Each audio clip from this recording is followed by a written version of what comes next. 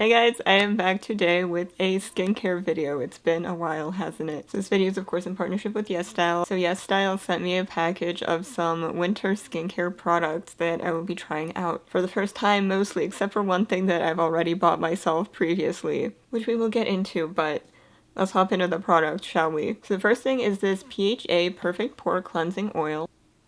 I have not opened any of the boxes yet, so we're going to do that right now, and I'm going to show you what things look like. Okay, so it's clear, very liquidy cleansing oil. It says it's supposed to balance out your pH and clear out blackheads. The next thing we have is this Peslo Peeling Mask. I love the packaging of this personally, especially like this side, oh, wrong side, this side.